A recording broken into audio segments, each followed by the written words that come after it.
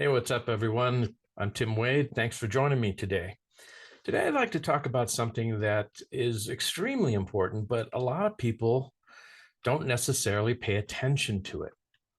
Now, let me start with by saying that most people in the world want love and affection. In fact, a lot of people in my community want more love and affection than they happen to be getting, more intimacy, more touch, more sex. And there's all sorts of ways to go about that. But believe it or not, there is a simple key that will increase the amount of love that you feel, the amount of love you're able to give, and the amount of affection and all of those things that you crave. However, it starts with one counterintuitive statement or fact. You ready? All right. You can only love others to the extent that you love yourself. Okay, just think about that for a moment. Now, some people go, oh, yeah, I know that. Others go, uh-uh. You see, we think that love is like compartmentalized somehow. Like, well, I've got the love that I have for others. I've got the love, there's the love that I receive, and then there's the love I have for myself. But it turns out we've learned a lot over the centuries that love is love and it's all inclusive. In fact, you can only accept the amount of love that you think you deserve. And that's consciously or unconsciously.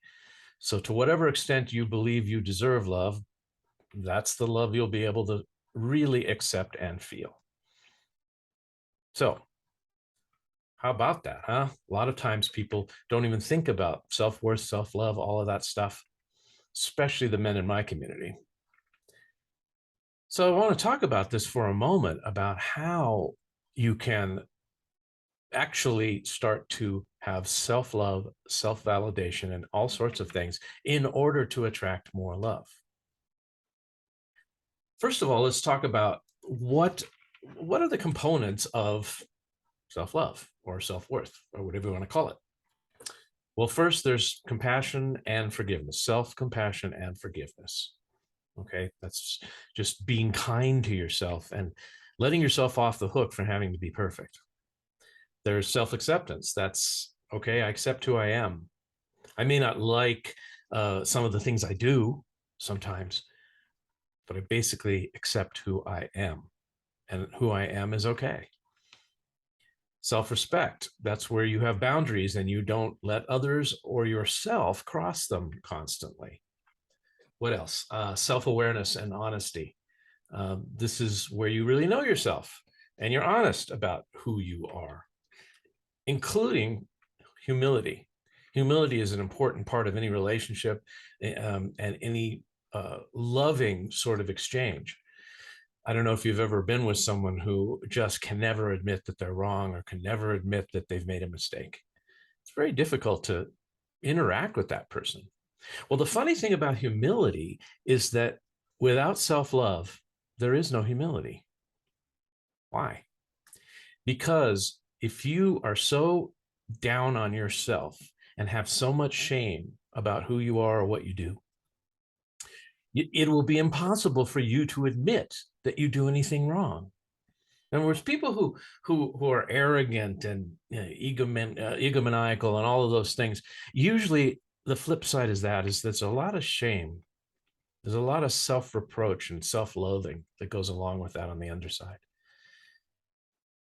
Self-care, that's another part of self-loving. That would be doing things that you enjoy, doing things that are good for you, taking care of your body, taking care of your mind.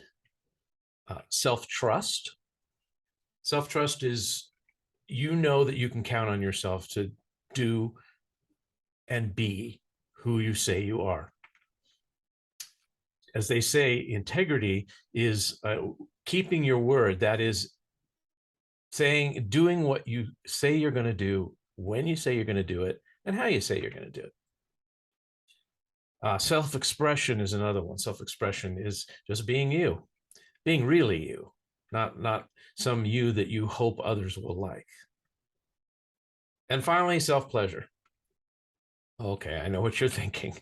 Um, yes, it includes that, but it also just means having a good time, allowing yourself to laugh, allowing yourself to have joy, allowing yourself to be in the moment and have fun. So those are just some of the components of how you can express self-love. The benefits of self-love, including more sex, more affection, all of those things, because by the way, self-esteem and self-acceptance is very sexy. It's very attractive. It turns out that there have been studies that show that loving yourself actually improves your health, not only because you'll take care of your body, but because mentally you'll be better off.